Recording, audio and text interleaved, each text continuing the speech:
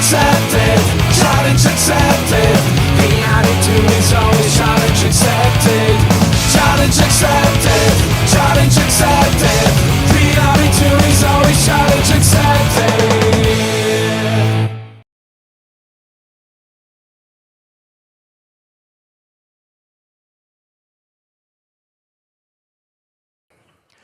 And now, it is time for a panel discussion with 4 of the biggest names in the Bulgarian QA community. Over the past decade, these people have helped shape the QA stage in Bulgaria. And even globally. Let's welcome them to our podium one by one and give them the respect they deserve. First up, we've got a man who has spoken at QA Challenge Accepted so many times, we should ask him for rent. The automation wizard, the emergency speaker on duty, the man who brought custom frameworks to global brands, and the real hero to over 500 people he has helped grow in their careers, Nikolay Stanoev!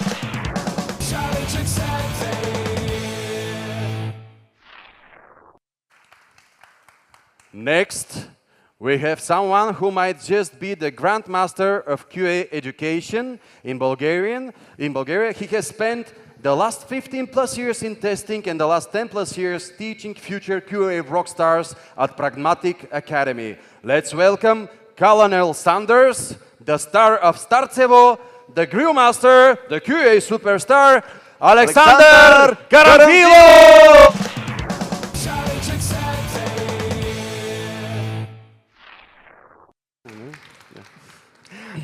Our next panelist is widely known QA architect at Progress Bulgaria, but his formal title is Chicho Mitko. He has been testing everything from web to mobile, from front-end to back-end systems, and we are still lucky he has not automated his presence here yet. Give a big round of applause for Dimitar Topuzov!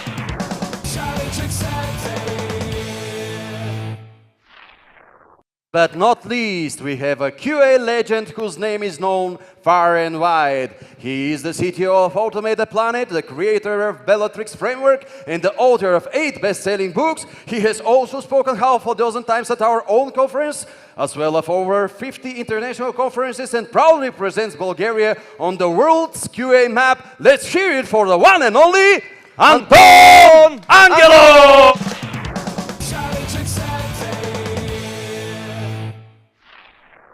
It's yours. Test. It's working. Your QA. Okay, QA. good. Well, hello again. I have the honor to be the host on that discussion panel because Peter decided to skip. So I want to tell you a story first to know what to expect in the next 40 minutes. And crucial part here is that we need you. We need everyone in the room to ask questions. So our plan is first to touch how we started in the past as in our IT industry, what has changed in the middle of our journey, what is the current situation nowadays, and how we see the vision in near future. After that, I'm going to get the red microphone, go to the stage, and ask you different questions which you want to ask to us. So I'll give you the mic. Please don't be shy. If you are shy, no one wants to participate. I'll find the shyest people and ask them to ask something what they want, right? Is it clear? Can you raise a hand if it's clear? Okay, now I want to see all the hands up, people volunteering to ask questions to us. Less hands. No problem, I'll find everyone. So, guys, welcome to be on the stage. How IT worked when you started? Yeah, maybe I'll start first since the microphone is here. So, when I started, the industry was basically in a state where we had 2 companies. I'm talking about Plovdiv, but in Sofia there weren't much more. We didn't have boards with jobs, and it wasn't even clear what is QA and testing. So yeah, it was just a recommendation from a friend of mine to go to an interview for a QA. he had no idea what I'm going to be doing. So he said, just come here. We're a group of people. Nobody knows actually what we're doing. They will give us some documentation. We have some scripts written by people in UK, but yeah, we gotta survive in this reality. It's pretty nice. So yeah, that was pretty much the case. We had two books that were distributed like Bible. And yeah, we had some examples that were copied literally and transformed a little bit just to adapt them to the current product.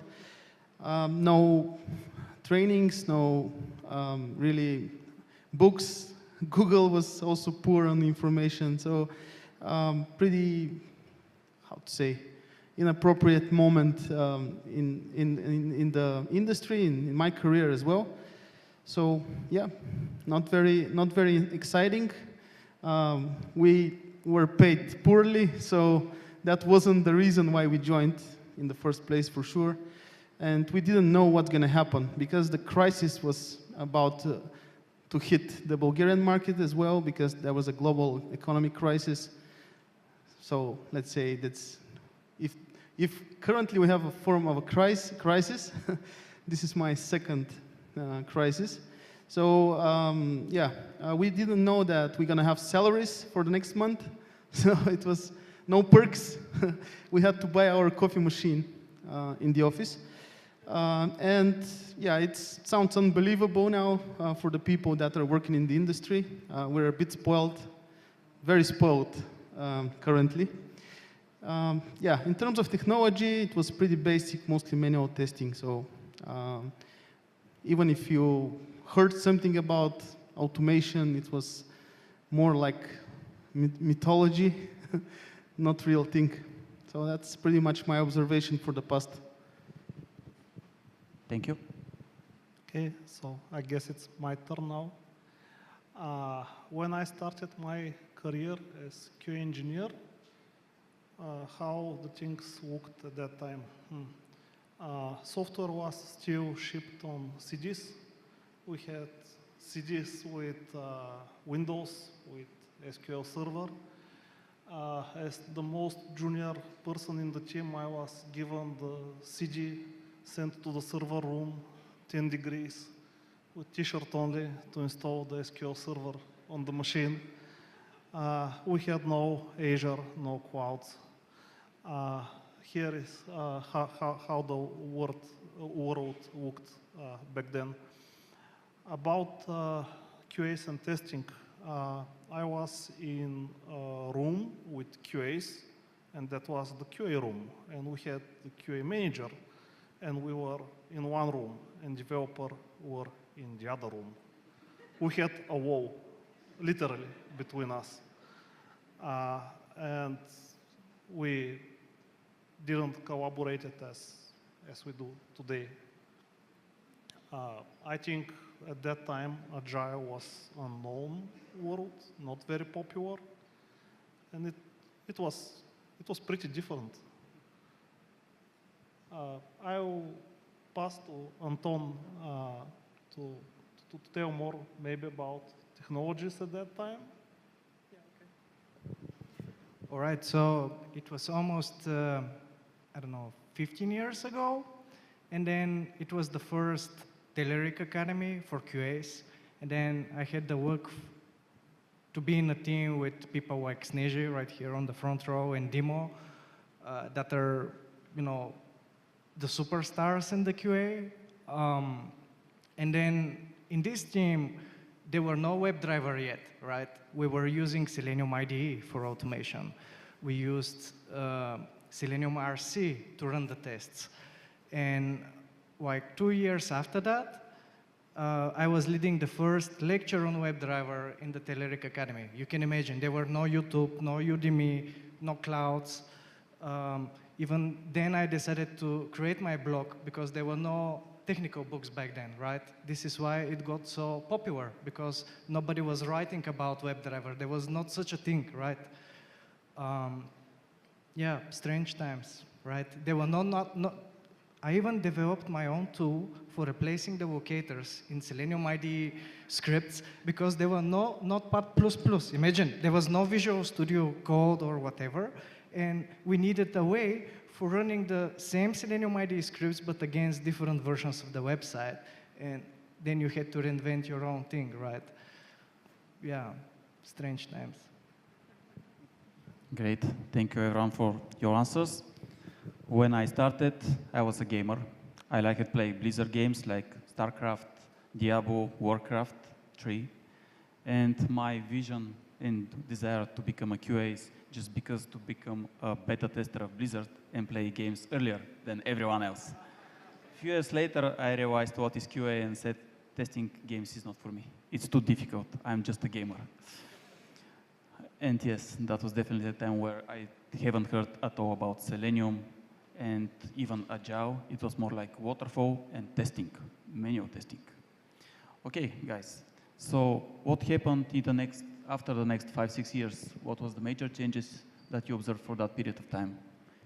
Yeah, so we started to see a lot of things happening in the next 5 years, actually. That was probably the biggest shift in my personal development back then. So social networks appeared, we started to share more information. Then academies and learning materials became very accessible. The first signs of a cloud appeared as well. The maturity of the tools become much better, and we had tooling that didn't exist in the past. We started to build our first testing frameworks, but also to realize that there are a lot of things that can be done much quicker, much more interesting. I started to actually like my profession because, yeah, probably many people know that I somehow always developed two things in parallel, always had some private business aside from work. So, yeah, I was kind of more interested in my business. At some point, I started to like my profession much more, just because it became more creative, more interesting. We started to travel abroad, which was very unusual. We started to see different countries, different teams. We started to face first issues with collaboration based on how the people work in different locales, different cultures. So yeah, we learned a lot by cooperating with different people and some political issues. We were very direct, very brutal Eastern European guys. With even the accent sounded a little bit brutal. So they started to accept us as a new norm, new reality. Companies started to move business in Bulgaria, but also we joined European Union, which is a big shift from country perspective. So it's not only the IT industry, but also the country started to develop much more, and I think it was much better time. We started seeing the growing job offers, and salaries became much closer to the Western world. So the first signs of wealthy ITs started to appear because we were just poor back in the days. It wasn't even like a thing to consider because we just survived with our salaries. Then some people started to even talk about investing, which was very surprising. But yeah, that was from technology and from economic perspective, things got much better. And it was a huge shift for 6 years. Okay, so from my perspective, what changed 5 years after I started my career? I started at a company where there was no wall between QAs and developers, and we were in the same room. We also started to have scrums, and Agile got popular. Also, as Alex said, at that time we already had Selenium as established tool and some other tools, and that was the time when automation started to get popular, and it changed a lot of things. Collaboration changed as well because more and more QA started to write code and collaborate with developers. What else? I think at that time we started to look more like normal European country because when I started my career, I think we were not in the EU or just got in the EU, and my salary was in dollars and I had to exchange to leva. It was cash. 5 years later, we were in the EU. We had the flat taxes, and we were working in normal industry in normal country.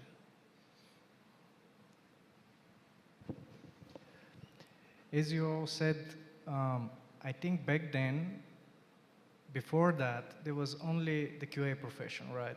And there was no such thing like official automation QA.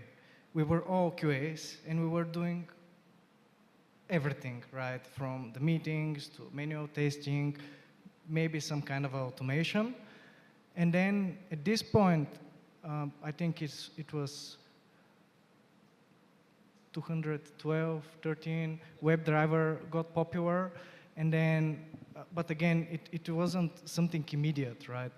And then this profession, automation QA, got like invented, and some people, it was, for me, this was like a dream of mine when, this is why I established our company later, but again, there were no jobs really like automation QA. And I was dreaming for doing this full time because this wasn't possible in all other companies, right? And 10 years ago, thanks to Sneji and Dimo, they told me about this conference, another conference, CTest back then. There were no QA challenge, or maybe the first one, Sneji delivered a talk there. And I was talking about design patterns back then, 10 years ago.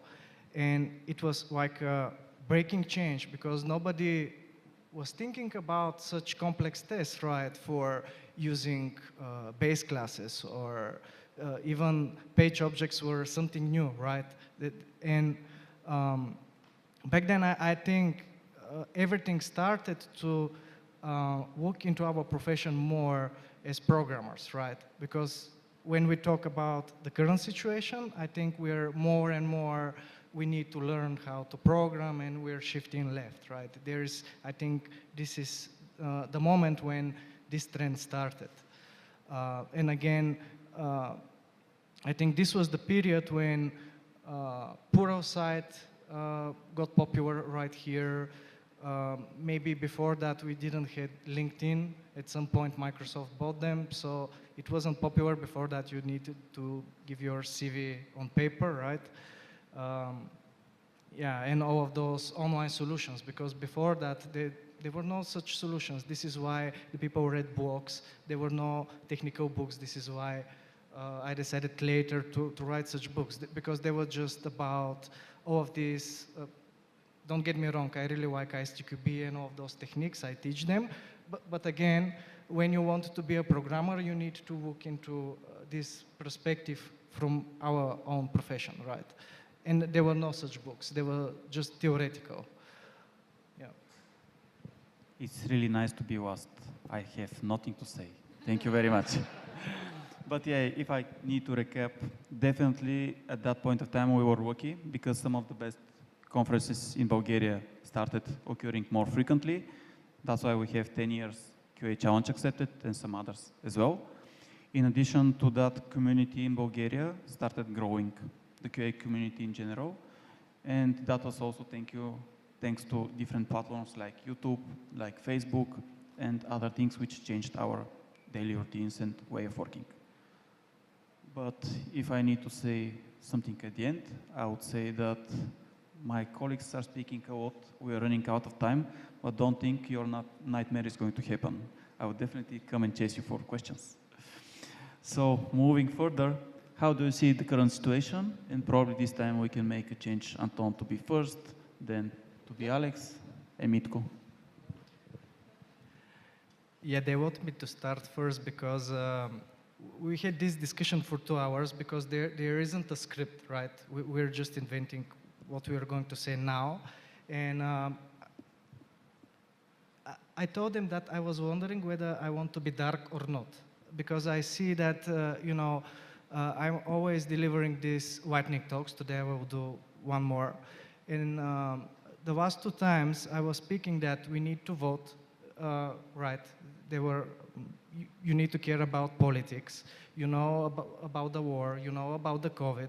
And 2 years ago when I delivered such a short speech about that, I'm always watching the news and economics because I own a business and I know that, for example, when they start shooting ships in the Red Sea, that probably the company that we work for in the United States, probably they will lay off people because they make machines and their parts are sunk in the Red Sea, right?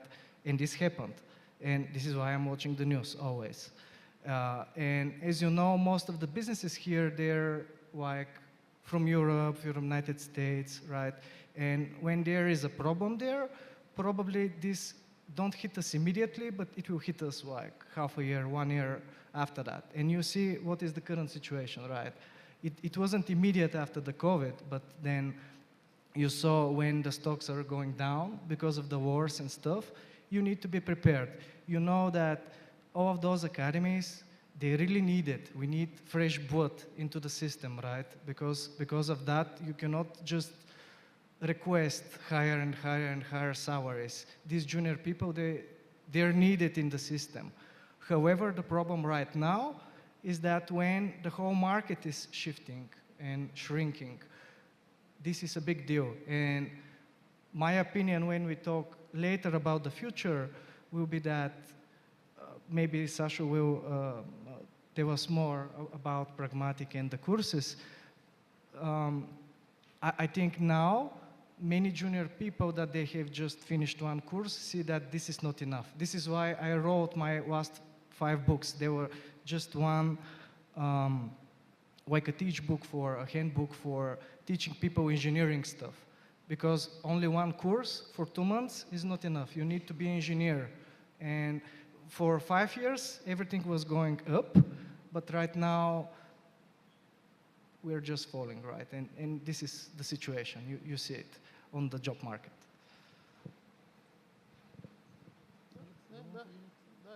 Okay, I'll be next. So the current situation, it's an interesting one. Very good, very good.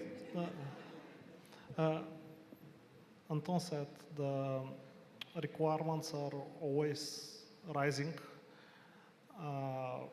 Now we have a lot of tools. It's like a standard for QAs to know some coding. It's getting harder. Bulgaria is no more cheap destination, and there are other destinations which are cheaper. So it gets harder, and if we want to stay relevant and still be here in this room next year, next several years, we should learn how to deliver more, and we should learn a lot. So prepare for a lot of learning.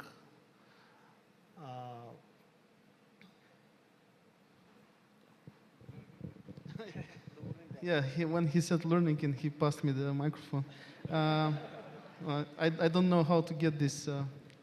Is it like appraisal or a sign that I need to improve?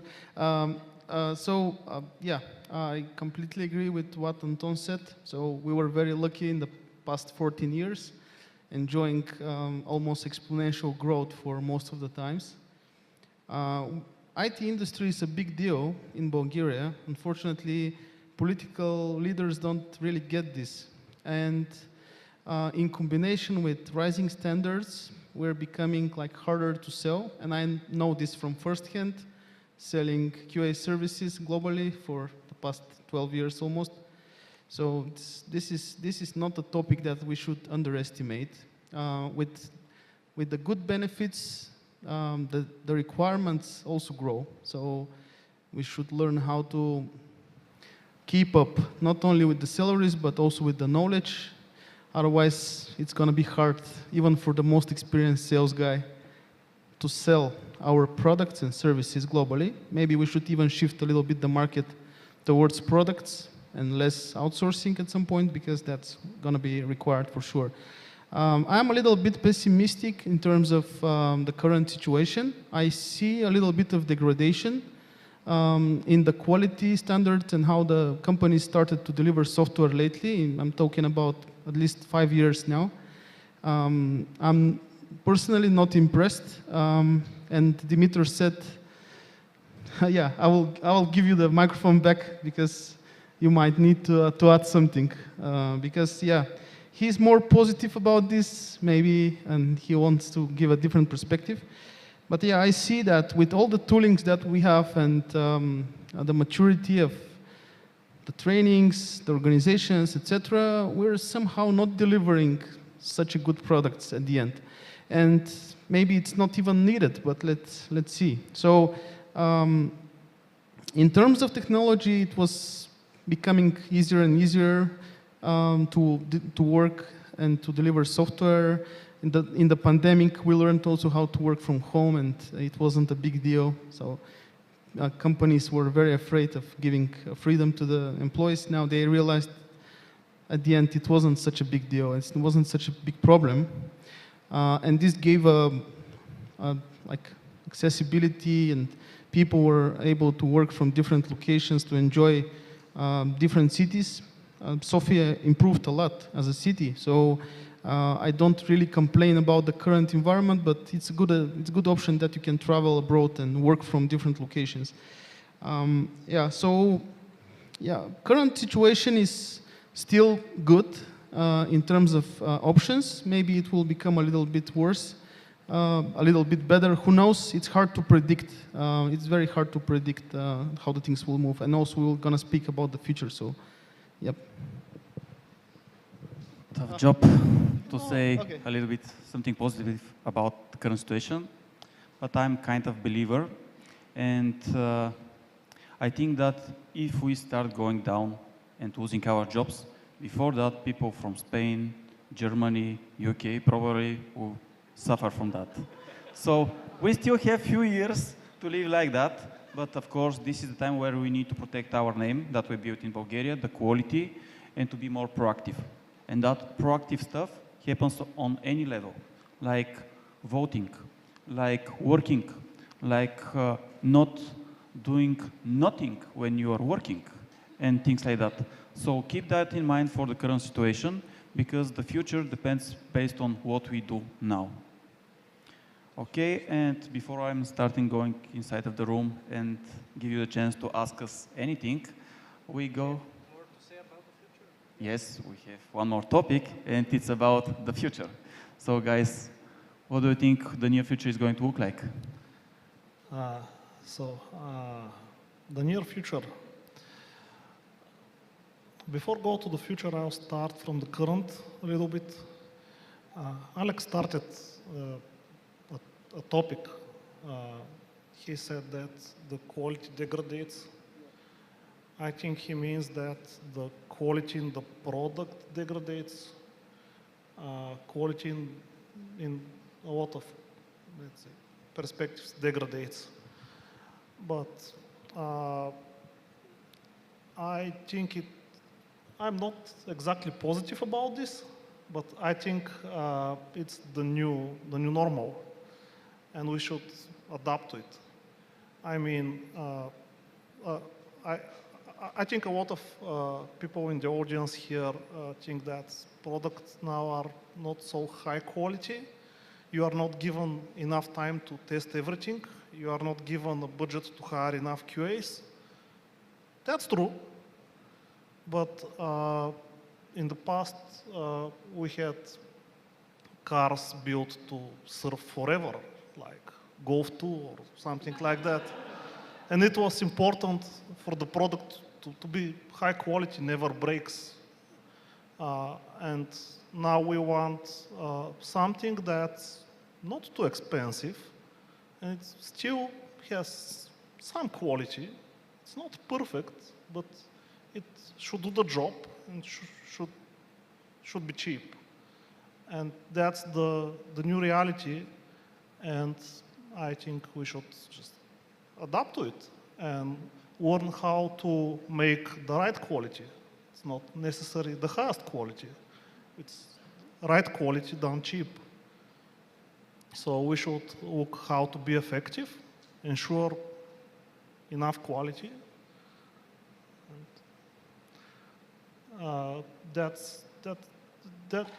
that will continue in future, because in future companies will look to be more effective financially, generate more revenue with less resources. So I think that's going to be the future. I will start with the topic that you don't like. Okay. But before that, I think like looking into the future, even right now, the trend is shifting, and especially when you're doing automation, nowadays it's not enough to know just one language, right? We're changing jobs much quicker in projects, like overall. Like if you asked me 10 years ago whether I'm going to program on 5 other programming languages, probably I was just laugh, right? I really love just C#. But nowadays, we were just switching context, right? From one meeting, we're discussing C#, then we're discussing Java. In the next project, we're discussing JavaScript or TypeScript. Then you're switching to something else, right? And I think now the trend, and maybe in the next few years, in order to be really good, you need to understand all of those programming languages. But again, we're on a QA conference, right? Because many people now are just focusing on programming, which I think is wrong. And they want to start immediately their career writing automated tests, okay, but you don't know how to test it manually. So you're not going to write effective tests if you don't participate in those meetings, if you don't test it the right way. This is why I prefer these hybrid roles where you can test manually. This is not like a forbidden word, right? This is like you're not doing something stupid or whatever. You need to understand how to do it. You need to learn how to participate in meetings. This is, if you ask me, in order to grow in your career, you need to learn how to communicate properly during meetings, how to present your results, because I know many good developers, test automation engineers, that they're just not good enough in that. They cannot present. And these are really skills, again, that we need to acquire more. And now the forbidden word about the AI, because I'm not going to lie. Like, I use ChatGPT, especially for writing or for, I deliver a lot of content on YouTube, etc. It helps me. It can help you, like, for example, checking for errors in your email. However, like yesterday I was in Croatia delivering another talk, and there was a whole track about AI, right? And a bunch of people, they were talking about how they use it, how the AI is writing tests, and that they were presenting results. To be honest, even when with their presentation, it's questionable how effective this is. And I see that more and more junior people, they prefer to, like, maybe in a few years they want to know what is Stack Overflow, right? Because like 5 years ago, everyone was copying from Stack Overflow, and this is just making more mistakes faster. Now it's even faster and faster, you're going to deliver bullshit, right? And we need to be careful because, all of those models, they are lying. And I'm a little bit skeptical, and we need to be very careful, especially from security perspective, because what happened to Samsung chips. They were basically exposed, their design and everything. You don't know how they use your data. It's fine to ask it, it's like better than Google, etc. But really, I think that in the future, when the market is shrinking, and it will continue to shrink, we need to focus on those skills and to be and to understand how behind the scenes our systems are working. Because there will be a much higher demand for such engineers that they need to understand the whole design. You need to participate in those design meetings. And I started doing that back in the days in Telerik, and I think this was really very positive for my career. When talking with developers, they were explaining, etc. Maybe this won't happen in all of the companies, but maybe you can give it a try.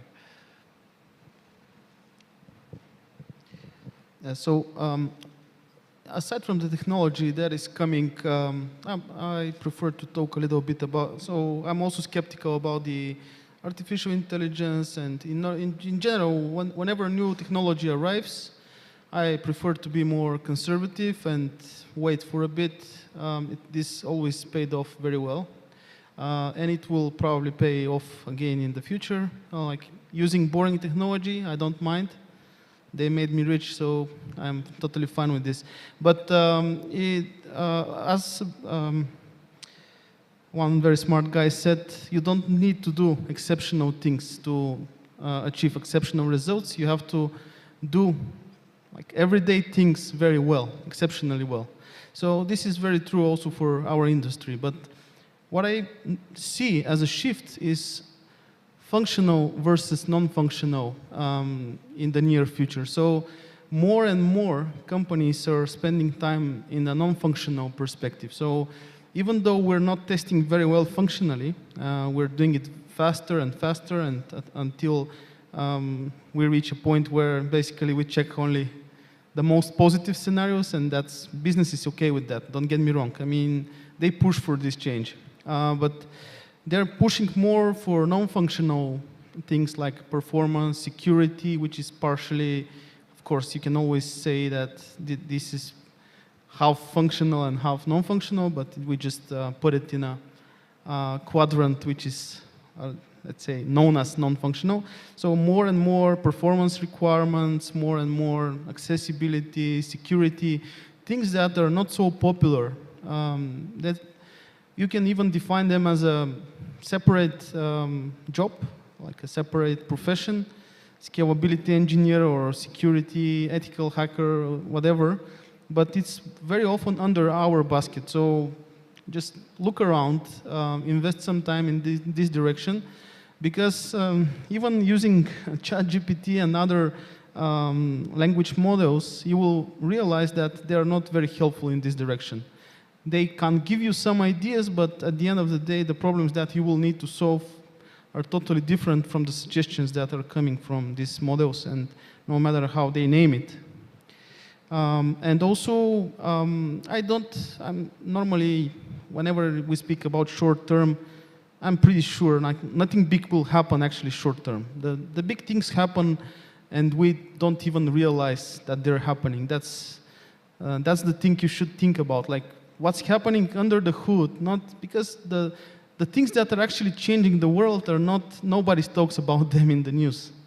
So yeah, don't be so excited about the things that everybody's talking, just observe what's happening in the background that's actually changing the world. And the people are not very smart, so things take very long until they, how to say, adopt really the change. I've seen this with Agile. It took like 14, 15 years until the companies learned somehow how to use this methodology properly, and then somebody said, this is broken, this is stupid, let's use something else.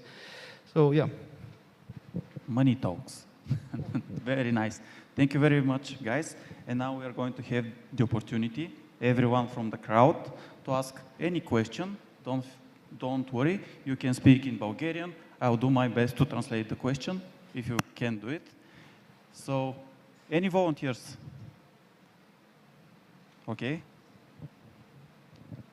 Hello. Hello. So I know every one of you have great programming skills. So my question is, why did you choose to become a QA instead of developer? Is this question to specific person or everyone? Everyone, guys? Actually, I felt more like a business person rather than QA. So I didn't choose to be QA, honestly. I just did what I had to. But yeah, you're right. Maybe we all could have transferred to a different profession. I honestly like QA more because it's more interesting job.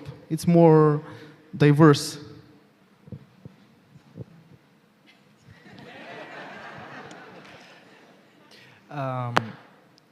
Yeah, like 15 years ago, when I was attending the Telerik Academy, actually we had the choice whether to, be a developer, support engineer, or QA. And I just felt that I really like to hack stuff, to break them, to think how to, I don't know, work around them.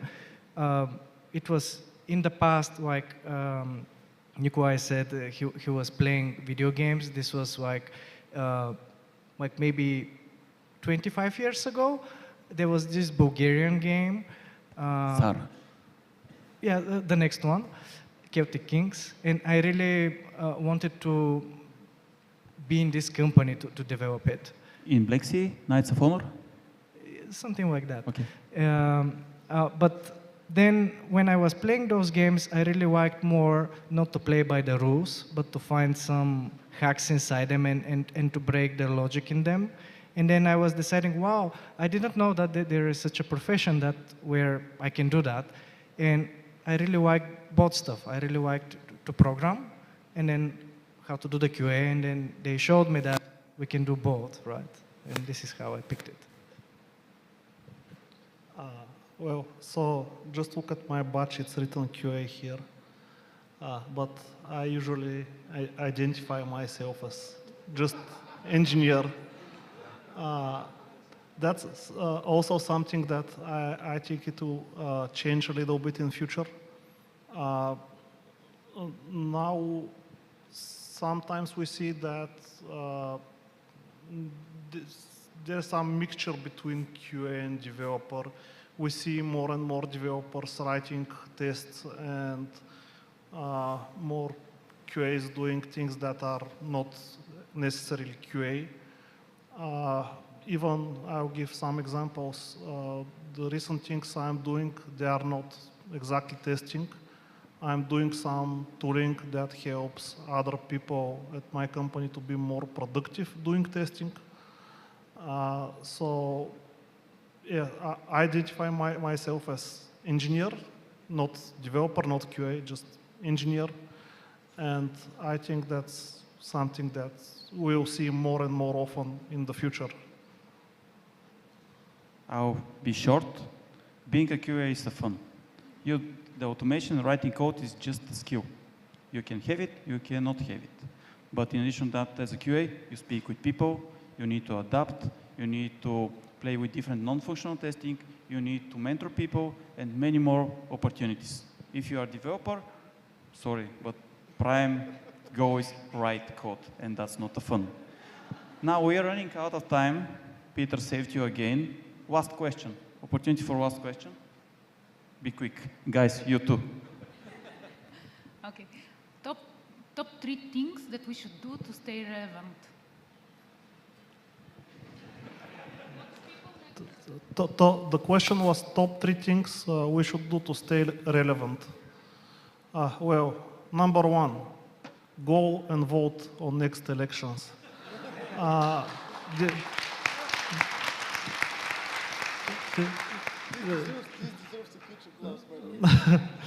Well, that's really important because the state in the IT sector in Bulgaria is dependent on economics and politics decision. If we are good location for investment, we will have growth in the IT sector here. We will be relevant. If no one wants to invest in our country because of something, then the IT sector will shrink and will not be relevant. The second thing, if we want to stay relevant, we should learn how to collaborate more closely with developers technically. I mean, we should look to eventually write the test automation in the same language, in the same repository where is the product, having tests and the product in the same repository, collaborate very closely. run tests as give the feedback to developers as fast as we can. If we can do it on every code change, that's great.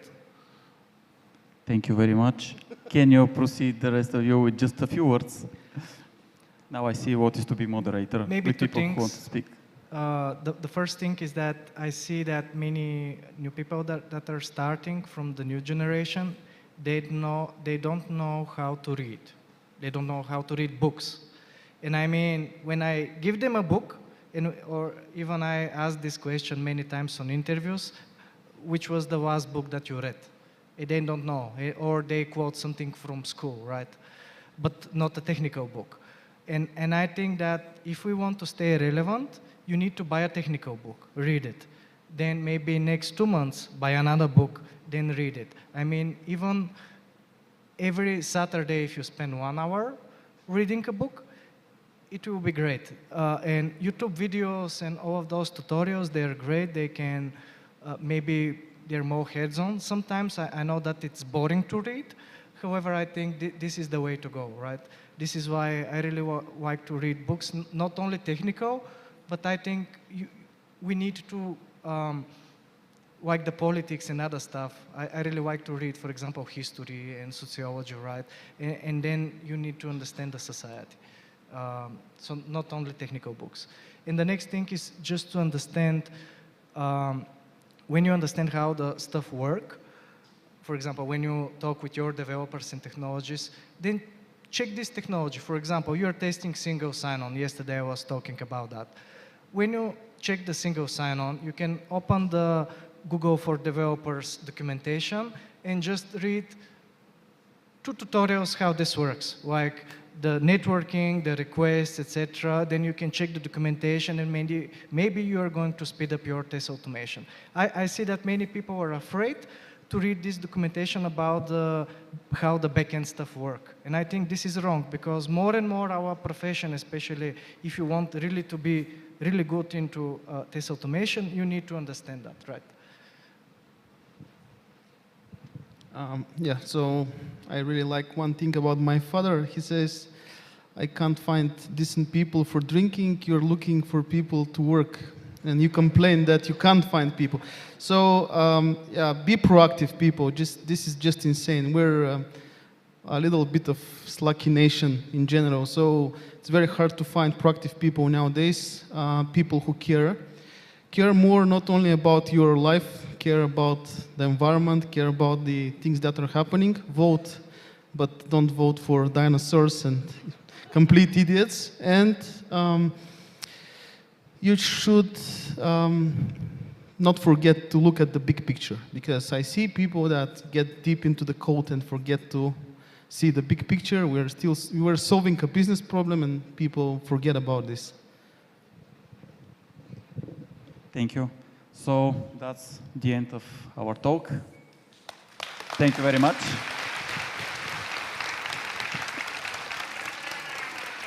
Let's hear a huge round of applause for the Bugbusters, the Fantastic Four, the Beatles of testing, the Teenage Mutant Ninja Turtles of the Bulgarian QA, Nikolay Stanoev, Aleksandar Karamfilov, Dimitar Topuzov, and Anton Angelov.